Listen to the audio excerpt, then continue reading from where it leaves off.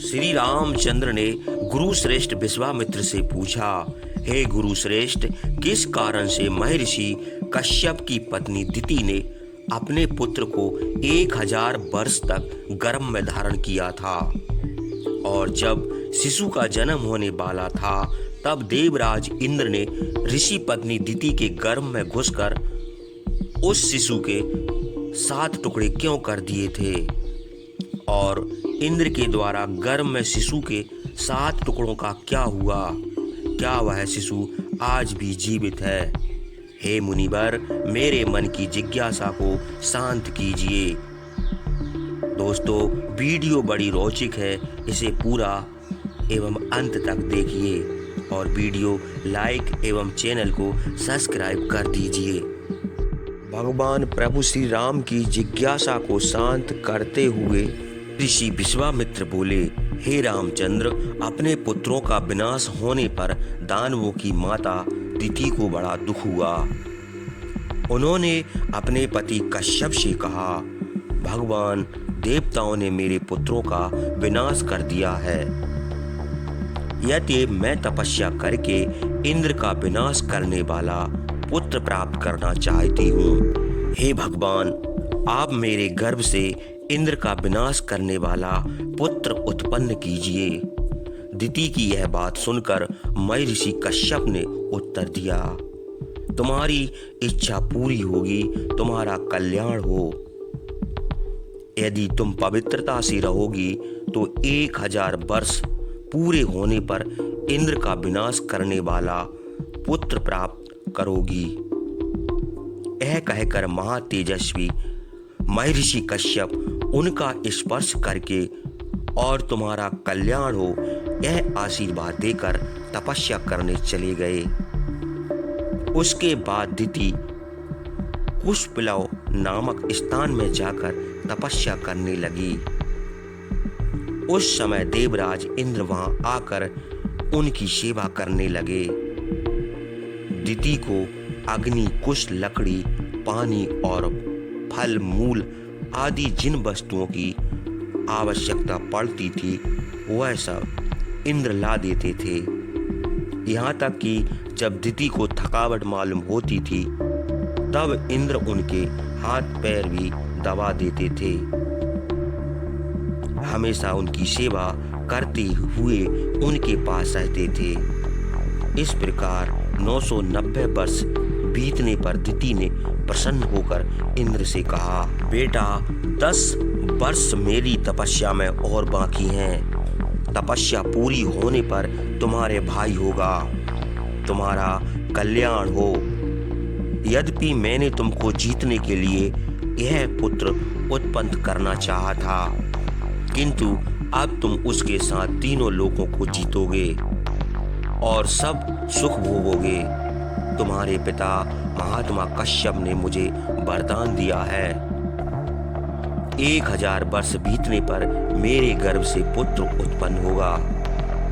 इस प्रकार बातें करते करते दोपहर हो गया और दिति सैया पर जिधर सिर रखना चाहिए उधर पैर रखकर सो गई।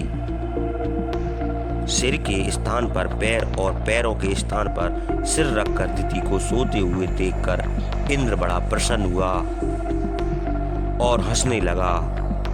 हे रामचंद्र, दिति को अपवित्र देखकर इंद्र उनके गर्भ में घुस गया और गर्भ के 7 टुकड़े कर दिए।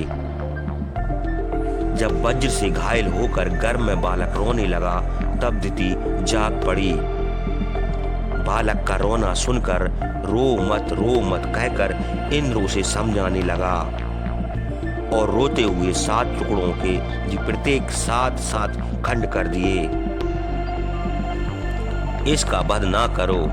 दिति के यह कहने पर माता का सम्मान करने के लिए इंद्र गर्भ से निकल आया और हाथ जोड़कर दिति से बोला, हे देवी, आप सिर के स्थान पर पैर और पैरों के स्थान पर सिर रखकर अपवित्र भाव से सो गई थीं। यह मौका पाकर मैंने अपने शत्रु के 7 टुकड़े कर डाले। मेरा अपराध क्षमा कीजिए।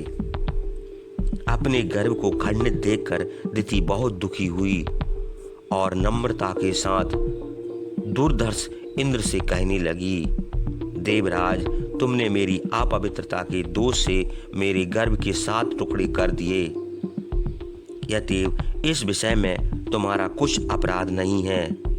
जो हो, गर्भ के नष्ट होने पर भी मैं तुम्हारा प्रिय करूंगी। मेरे गर्भ के यह 7 टुकड़े वायु रूप होकर तुम्हारे लिए 7 स्थानों की रक्षा करेंगे। दिव्य रूपी यह मेरे पुत्र मारुत नाम से प्रसिद्ध होकर 7 लोकों में विचरेंगे। इनमें एक ब्रह्मलोक में, एक इंद्रलोक में और एक आकाश में दिव्य वायु के नाम से भ्रमण करेगा। हे देवराज, अन्य 4 पुत्र तुम्हारी आज्ञा से सब दिशाओं में विचरेंगे। तुमने इनको मारुद कह कर समझाया है, इसलिए यह मारुद नाम से प्रसिद्ध होंगे। दिति की यह बात सुनकर इंद्र ने हाथ जोड़कर कहा, आपने जो कहा वह अवश्य सत्य होगा। आपके पुत्र देव रूप होंगे, इसमें कोई संदेह नहीं है। दिति और इंद्र तपोवन में यह बातें करके स्वर्ग को चले गए। हे रामचंद्र, वह स्थान यही है जहाँ इंद्र ने निवास किया था और दिति ने तपस्या की थी। हे रामचंद्र, इक्ष्वाकु के वीर्य से अलम्भूसा के गर्भ से विशाल नाम का एक परम धार्मिक पुत्र उत्पन्न हुआ था। उसी ने इस स्थान पर विशाला नाम की नगरी बसाई है। विशाला के पुत्र हेमचंद्र, हेमचंद्र के पुत्र सुचंद्र, सुचंद्र के पुत्र धूम्रासव, धूम्रासव के पुत्र संजय, संजय के पुत्र प्रतापवान, सहदेव, सहदेव के पुत्र कुशासव, कुशासव के सोमदत्त और सोमदत्त के पुत्र कुकस्थ हुए। कुकस्थ के पुत्र महातेजस्वी सुमित हैं। वही इस समय इस नगरी का शासन करते हैं। इक्ष्वाकु की कृपा से यह सब राजा बड़े धार्मिक, बलवान और दीर्घजीवी हुए। हे रामचंद्र, आज की महायशस्वी सुमित को जब विश्वामित्र के आने का समाचार मिला, तब वे अपने पुरोहित और बंधु बांधव सहित उनके पास आए और सम्मान पूर्वक कुशल प्रश्न करके हाथ जोड़कर बोले, हे महर्षि, आपका दर्शन पाकर मैं कृतार्थ हो गया। आपने बड़ी कृपा की। मेरे समान धन्य दूसरा कोई नहीं है।